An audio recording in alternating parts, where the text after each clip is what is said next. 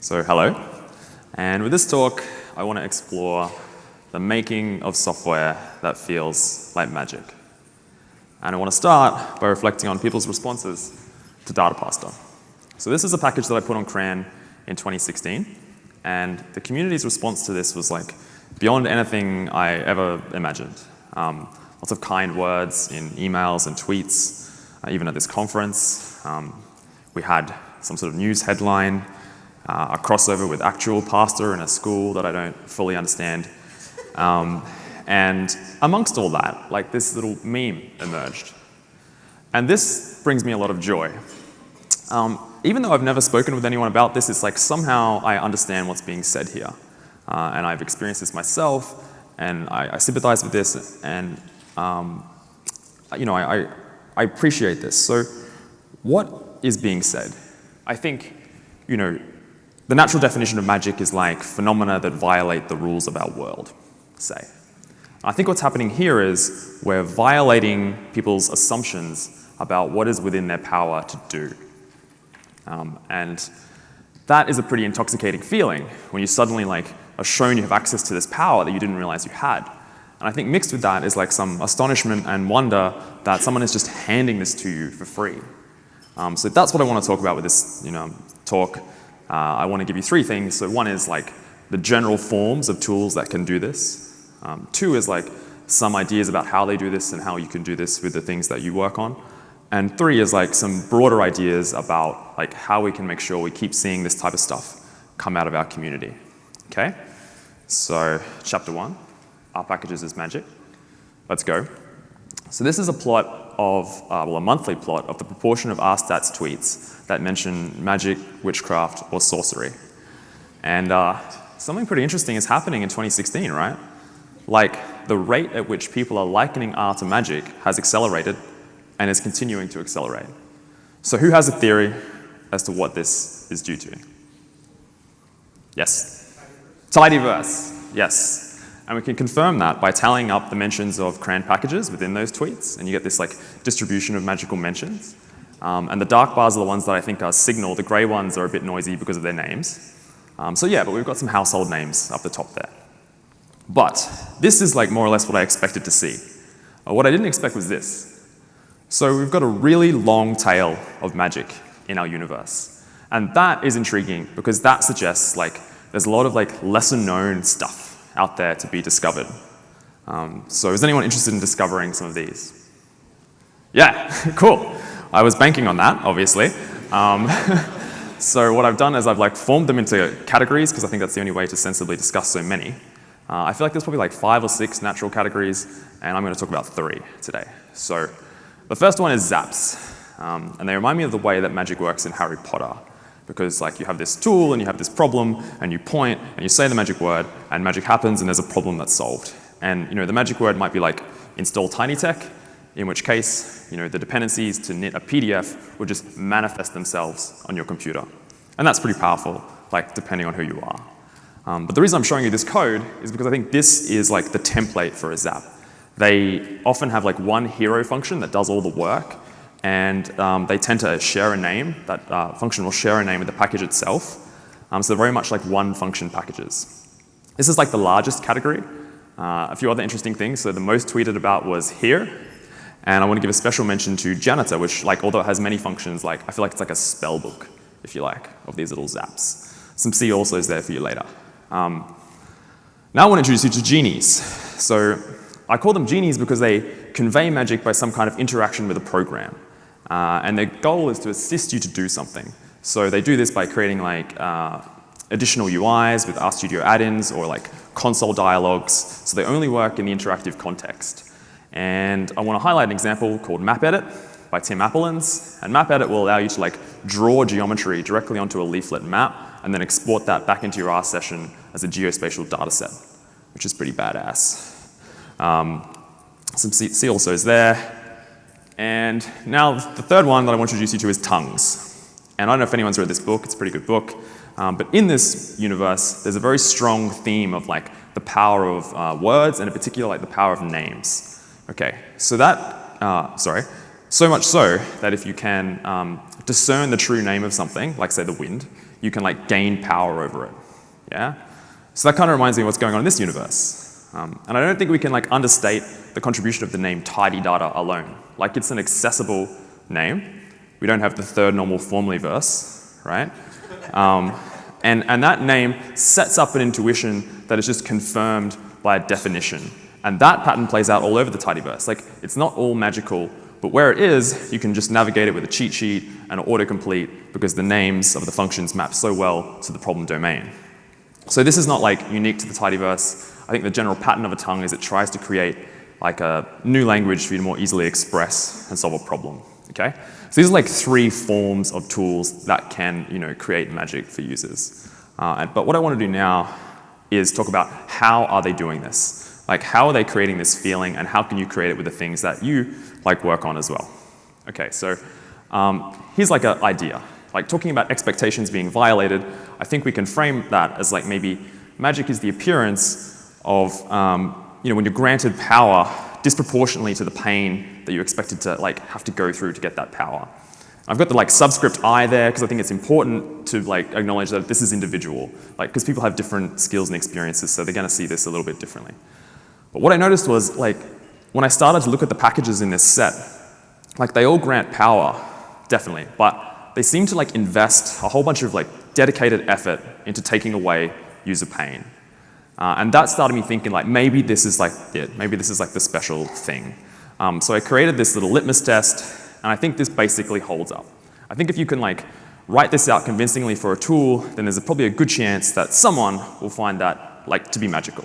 And it's a pretty simple like test that just goes like, the magic of tool is that it grants you power while saving you from pain, and you put in like what it does for power and what it like saves you from for pain. So let's try dplyr. The magic of dplyr is that it grants you vocabulary for wrangling data, right? Now I haven't told you the pain that it saves you, and because of that, like dplyr sounds a bit flat. Like base R can do this, right?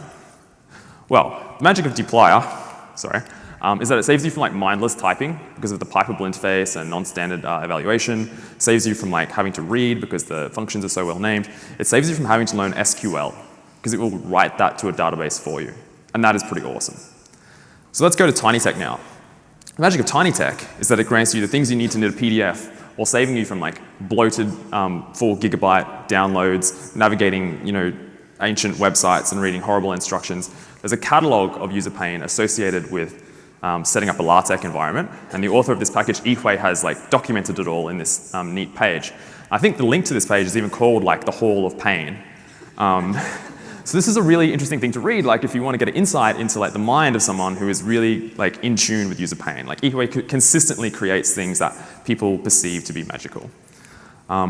So the real value of this little thing though, I think, is that you can flip it and it can be a design tool. So if you're working on something that you want to imbue with more magic, like I think you just have to like shove as much stuff into that last section as possible, right? But you need some ideas of like what you're going to do. So obviously, one place to start is like, what are my pain points when I'm doing my own R analysis? And I don't know yours, right? But I know mine. I can tell you my top 3. So I hate mindless typing, and that's like typing where I know what I've got to type, but I'm just like waiting for my fingers to finish this verbose like thing. I hate reading code. I hate reading about code. And I hate making decisions about code. Because all these things like take my mind off the analysis that I'm trying to do and like put me into this like code world where like often I prefer not to be like, well, at least like maybe not without my consent anyway, right? Those are a bit abstract. Like let's think about some concrete ways you could like implement these. So saving typing, like here's the continuum. You could like do the pipeable functions with the non-standard evaluation. You could use the autocomplete friendly names to like, only type part of it. Or you could take the typing away completely. And that's what I did with data parser. Like I really tried to bank heavily on that for magic and like drill into like minimizing the keystrokes to the absolute. So you can kind of guess from that how much I hate typing. And saving reading, well, we've talked about the intuitive names. Conforming becomes really important when you are making a model or a method, right? Because what your users fundamentally want to do with a model or a method is compare it to one they actually understand. Yeah? And to do that, it needs to have like, it needs to look a certain way. Like it needs to take a data frame, use a formula interface, and return an object that implements certain S3 methods. And if it doesn't do that, Like you're just foisting a whole bunch of like reading and learning onto your user to allow them to make the comparison that you know they want to make. So don't do that. Conform. Also be flexible. So I think potentially the worst kind of reading you can do is like reading error messages and then reading Stack Overflow pages, trying to resolve those right. So actually base R is really good at this. Like base R will happily like convert between lists and vectors and matrices and data frames and all different types of objects. So if you create an interface which is very rigid by comparison to base R, like it's going to feel really non-magical to people. Finally, this is like probably one of the key categories. Saving people decisions is a really easy way to like make them happy. So defaults are a way to do that. But I've had this like interesting conversation with people about defaults a number of times over the last year where I've got this counter argument to defaults. And I want to share it with you. So the argument goes, so I could use a default here, but I'm worried that my user will blindly use that default, arrive at an invalid answer, and then blindly use that answer, okay? So I guess like my rebuttal to this is like, why does your tool give answers that users can't like discern the validity of, you know? So could you potentially invest in some diagnostics or some things for your users to, you know, be able to tell if the answer's right? And if you did that, you know, you've got like pain being saved on the sad path where there's no default, and pain being saved on the happy path, you know, because you've got the default, and you just got a more magical thing overall, say. In the middle there, I just want to cite two examples. So there's no way I would have released Data Pasta were it not for like DevTools and RHub. So these packages, yeah, I see Jim and Gabor in the front there. So these packages help you navigate like the rat run of releasing an R package. Like they give you little dialogues that make you like help you think about the right thing at the right time. So that's something that you could emulate. And finally, I think like this applies to all tools. Like just give people less choices. Because for a user to like make a confident decision, they have to kind of parse this choice space. And the more things you're like tossing in there, like the bigger this space is growing, and the more I have to try and understand to like be confident. So you're actually just creating anxiety for me, you know? So like shrink that down, reduce my anxiety, curate your experience, and I think like that will definitely make something more magical. So those are like 3 pain points and then like 3 ideas about how to address those. You'll have your own pain points and your own ideas, and like I'm really here for that conversation. But I just want to switch up now to something a bit more important, which is like, how can we make sure we keep seeing more of this come out of our community? Okay, so I think there's like a segment of our community that is really in tune with user pain, and we should listen to them and we should learn from them. And that's these people in the red zone.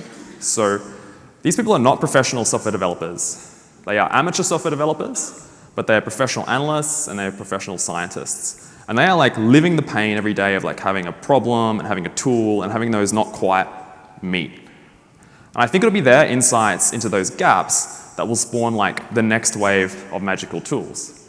And that has the capacity to become like a virtuous cycle when those tools attract new users to our community, right?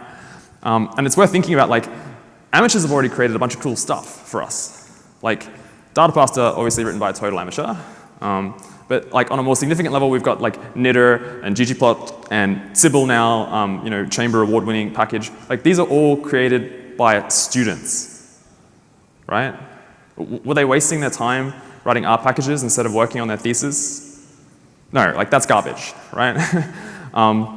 So what I want to do now is like, for anyone who is like on the cusp of like committing to like developing a tool that might take away some pain, I want to like dispel a few myths for you that might like get you over the line. I don't know. So the first myth I want to dispel is that for a tool to be magical, it needs like a grand vision, right? So say like ggplot is like going to change the way you express graphics. Okay. But Data Pasta is going to help you move text from this window to this window on your screen. And something like Glue is going to like, you know, reduce the code you write and make that code more readable, so long as that code is for string concatenation, you know? But I'm a ex-heavy paste user. I use Glue all the time, and every time I do, like, I get a warm, fuzzy feeling. So that's busted. Now the second myth I want to bust is that magical code needs to smell good. And here, I'm referencing Jenny Bryan's amazing USAR 2018 talk, Code Smells and Feels. And in this slide of that talk, Jenny is discussing how the level of indentation and nesting can be used as a metric to identify code that could be refactored. So going from something on the left to something on the right. Yeah, cool. So here's Data Pasta. And look at all that paste, paste, paste. Yeah, so like this is a little bit scary to me. I do feel like some pressure to rewrite this, but at the same time, like I'm a little bit scared that I don't fully understand what's going on here anymore. And actually, I don't mind having this like around. This is like nostalgia for me. Like this is what I thought writing R code was only 3 years ago. So like I've come a fairly long way since then, so it's nice to have this touchstone. And it helps to be in good company. So this is one of the most magical functions on CRAN. There's some hints in there. Can anyone pick it? Yes, so this is auto.arima from forecast. And you just kind of like fling at a time series, and it'll catch it and churn away and give you back the best model that it can, which is really awesome. But yeah, look, there's a bit going on there. So if this is good enough for Rob Heinemann, this is good enough for me, it's good enough for you, and like the properties of your code in no way correlate to the amount of magic that it can make someone feel. In fact, it might even anti-correlate, but that's another story. So now I want to make an observation, right? I think it would be really cool if we had like an organization in our community that was dedicated to like welcoming amateurs and making them, like empowering them to become toolmakers, right? So we need a forum and a website, of course, and that's all like details. But what I want to discuss right now is like the important issue of like the logo that we use for our hex sticker, right? Yeah, okay, very important. So I want to propose this motif. This has been my progress tracker up until now, but it's also a mana orb. And a mana orb like represents a pool of magical energy in like computer games and video games and stuff like that, right? So we're an R community, so we drop an R on that. And it's like someone already had this idea, right? And like they're doing an all right job, so we'll let them keep running with that. But the reason that I'm showing you this is because like I don't know if this is a coincidence. Just like I don't know if this is a coincidence. Like this is the first RStudio conf at Harry Potter World, And it's like maybe there's something embedded in our collective understanding of what we're doing here. I don't know. I've got some more examples that I might blog or tweet or something. But yeah, I'll leave that with you. I'm going to wrap up my talk now. So this is basically my idea. There are two ways to create software that feels like magic. Number one is like directly, and you can, create something that passes this test, take away user pain. And number two is indirectly, and you do that by supporting these people, our amateurs, listening to them and empowering them to become tool makers. So that's my talk. Thanks very much for listening. Yep. Whoa.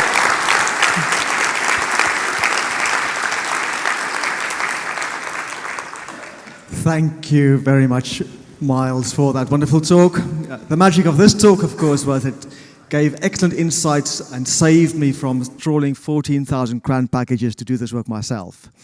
So we have 2-3 minutes for questions. There's a gentleman with a black shirt over there.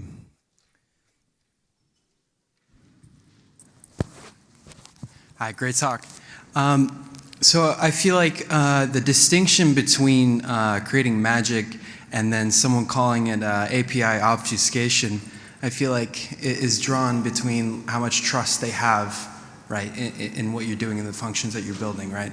And so as a student, right, developing a package, how do I build that trust in the work that I do and make it so it's people can use it and have trust in that what's working on the back end is reliable and safe?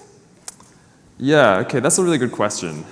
So like if you develop something magical and no one ever uses it, like I guess that's going to be a real shame.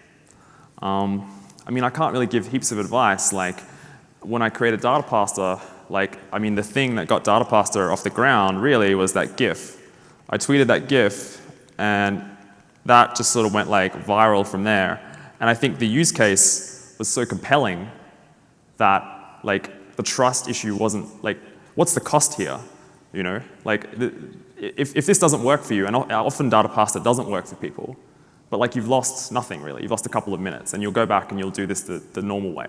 But if this does work, like it saved you a whole bunch of time. So I think it's a combination of like making a compelling case and also like putting it out there. Yeah? Okay.